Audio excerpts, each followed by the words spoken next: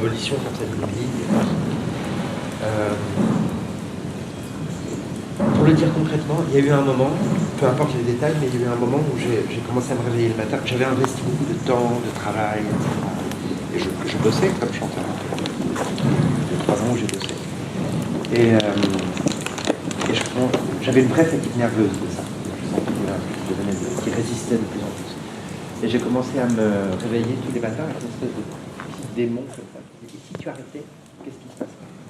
Et j'ai très longtemps repoussé cette question.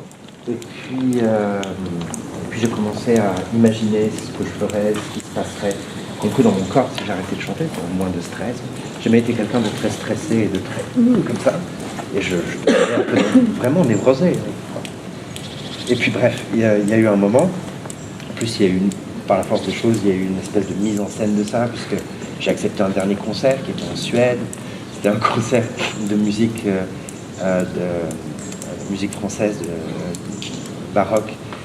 C'était un office des ténèbres, donc pour l'office de Pâques. Il y avait un vrai office, donc c'était la messe des morts.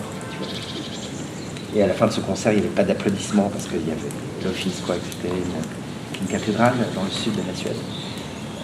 On avait fait ça très bien. Et donc voilà, j'ai vraiment eu l'impression que ce concert était un enterrement de première classe. Et le lendemain matin, à l'hôtel, je me suis réveillé. Enfin non, quand je me suis couché, je me suis dit, bon voilà, tu vas faire tes 6 mois de dépression, t'as arrêté de chanter. Et je me suis réveillé le lendemain matin comme si j'avais fait une cure de sommeil d'1 mois.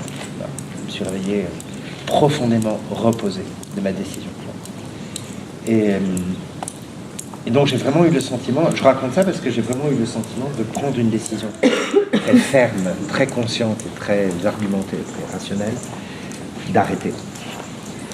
Et puis j'ai commencé à annoncer ça à mon prof de chant, à mes amis, à mes collègues, à certaines personnes qui continuaient à vouloir m'engager et tout ça. Et là, j'ai eu une espèce de baffe comme ça, c'est-à-dire que ça n'a surpris personne. Personne. Et là, vraiment, ça m'a fait réfléchir. Et là, j'ai eu cette image qui était un peu romantique à l'époque, de cette idée que les étoiles qui continuent à briller quand elles sont mortes. Et en fait, je m'étais arrêté bien avant de prendre la décision. Et ça, maintenant, c'était en 2005, donc ça fait 13 ans maintenant. Et pour moi, maintenant, je vois que c'est très très clair que j'avais arrêté de chanter avant d'arrêter. Et qu'il y a eu un moment, et c'est un peu ce que je disais hier, au fond, le soi, c'est une image, mais le soi dont parle Nietzsche dans Zarathustra, avait décidé. Et j'ai vraiment fait l'expérience, et c'est pas mystique, mais j'ai vraiment fait l'expérience que une décision consciente, quand tu dis je décide de faire ou de ne plus faire, ça arrive toujours à la fin, comme la confirmation de quelque chose. Donc j'ai vraiment eu le sentiment que cette ligne-là, qui avait duré chez moi très très longtemps, c'était un fantasme de gosse, et puis j'ai arrêté l'université pour ça, je suis parti aux Pays-Bas pour ça, donc c'était un vrai choix de vie. Et puis il y a un moment où ça se termine. Alors la question c'est de savoir si je suis encore chanteur ou pas, entre être et devenir, entre être et faire quelque chose. Je me rends compte, chaque année, une fois par an, je co-organise une académie de chant. Il y a aussi des concerts et ce sont pour de jeunes chanteurs et pianistes sur le répertoire du lied allemand et de la mélodie française, 19e, début 20e, tout ça. Et donc il y a un vrai prof de chant, il y a un vrai prof de piano. Et je me retrouve donc chaque année, une fois par an, pendant 2 semaines, à faire des cours. Et là, la mémoire du corps est là. Donc après, ça se transforme. Comment je considère aujourd'hui, dans ma pratique philosophique, comment je considère le corps, comment je considère la musique. C'est nourri de ça. Mais ça a été récupéré. Au fond, c'est devenu, comme disait Whitehead, le requisite, ou c'est devenu une donnée, une data comme ça, pour d'autres parcours. Est-ce que tu t'es projeté, quand tu étais chanteur, et tu t'es dit, tiens, qu'est-ce qui m'arriverait si j'étais plus chanteur, qu'est-ce que je ferais si j'étais plus chanteur? Et à partir de là, l'idée a commencé à faire son chemin jusqu'à ce que tu arrêtes, ou c'est le soir du concert à Stockholm où tu t'es dit, ok, enfin en Suède, où tu t'es dit, c'est le dernier. Non, j'avais prévu bien avant. En fait, je m'étais engagé à ce concert, donc j'y suis allé en sachant que c'était le dernier. Bon, après, il y a toujours un peu la mythologie personnelle. Hein.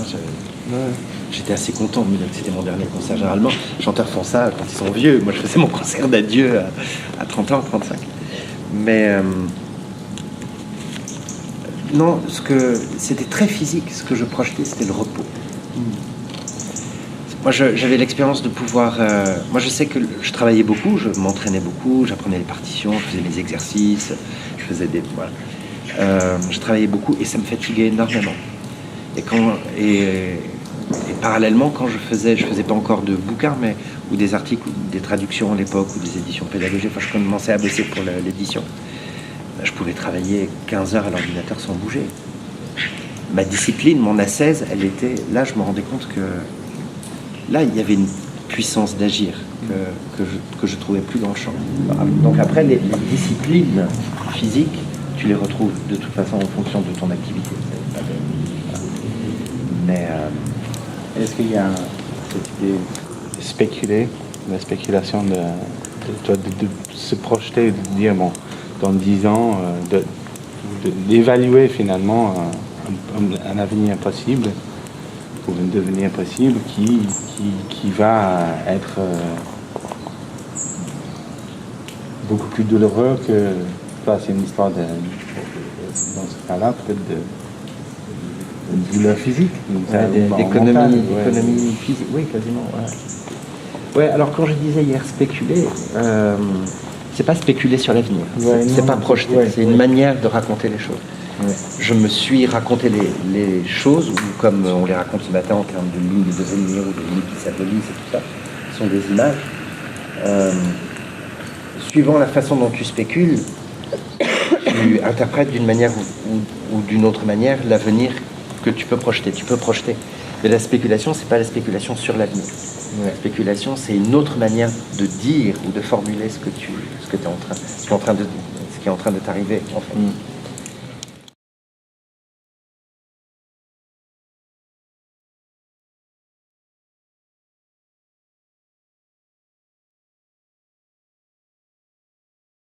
Cette question d'impersonnel, elle vient de Deleuze.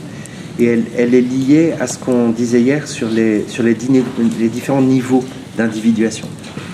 C'est-à-dire qu'il ne faut pas, avec ce qu'on a dit hier, c'est plus clair, il ne faut pas confondre un individu, ce qu'on appelle un individu, et une personne, toi, moi, vous. C'est-à-dire que ces affaires-là ne sont pas personnelles. D'abord parce qu'il y a des individuations infrapersonnelles. Je disais hier, les organes sont des individus. Il y a des sous-organismes dans les organismes.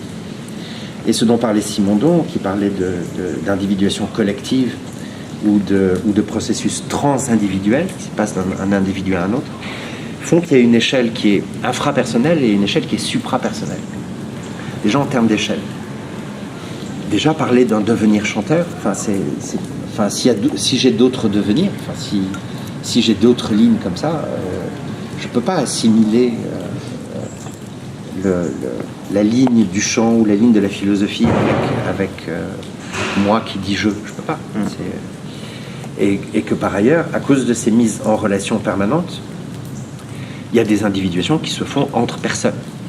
Des individuations collectives. Un couple amoureux ou un collectif politique ou artistique, ce sont des individus. Ce sont des individuations en tout cas. Et un personnel aussi, c'est le texte que je citais de Nietzsche hier sur le soi, ce self-là, qui n'est pas l'ego. Et à partir du moment où on se dit que l'ego, que le jeu est une fonction de processus qui se passe en dessous, derrière ou à travers, on ne peut pas parler de développement personnel. Et on voit bien que les pratiques de développement personnel s'adressent exclusivement au sujet. Et généralement, et ça c'est plutôt caché, mais elles s'adressent au sujet politique. Ce sont des subjectivations politiques. Enfin, voilà ce qu'on disait hier, sois toi-même, affirme-toi, toutes ces choses-là sont Ce sont des renforcements du sujet qui dit « je ». Arriver à dire « je veux ça » ou « je ne veux pas ça » ou « je fais ça » ou « je suis tel et tel ». Ça, c'est extrêmement important. Moi, je ne méprise pas du tout ça. Mais ce sont des fonctions. Et que... Alors après il y a des points de contact. Moi, je m'y connais très peu et il y a des points de contact avec des pratiques plus orientales, hein, des pratiques de méditation, des choses aussi, des sagesses de vie qu'on trouve par exemple dans le bouddhisme, qui sont profondément impersonnelles, qui sont des manières de lâcher le moi. Ça, moi, je m'avancerai sur des terrains que je ne connais pas, mais il y a des points de contact très, très, très, très forts.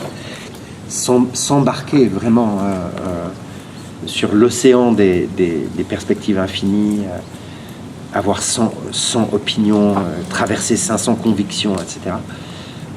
Toute cette figure du philosophe développée dans le Zarathustra, c'est du chamanisme. C'est du chamanisme. Donc voilà, alors ça, moi je suis pas spécialiste de ça, je suis très prudent là-dessus. Mais c'est intéressant de voir comment parce qu'il y a eu toute une tendance du développement personnel à être un peu New Age, c'est-à-dire mais c'est ça qui est à la fois intéressant et affolant, c'est comment des sagesses extra-occidentales, pour le dire de manière très neutre, ont été reprises comme théorie fonctionnelle du sujet.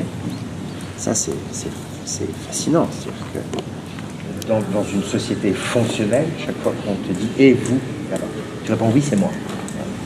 Là, tu es déjà un sujet fonctionnel. Quand tu commences à dire « mais à qui il parle ?» ou « à qui il parle en moi ?» enfin, qu'est-ce qu'il fait quand il s'adresse à l'employé en moi, ou enfin tu vois, des choses comme ça. Là tu commences à voir que la fonctionnalité du sujet, elle est problématique. Et la psychanalyse ne fait pas autre chose. Elle ne fait pas. Là pour ça, il faut lire ou relire Capitalisme et schizophrénie, les deux tomes de Deleuze et Guattari, l'anti-Édipe et Émile Plateau, qui analyse profondément la complicité de la psychanalyse et du capitalisme. Et ce que Deleuze appelle le familialisme, la manière dont la psychanalyse traditionnelle, en tout cas, a toujours ramené. Ça, c'est un peu le père. Ça aussi, c'est une interprétation.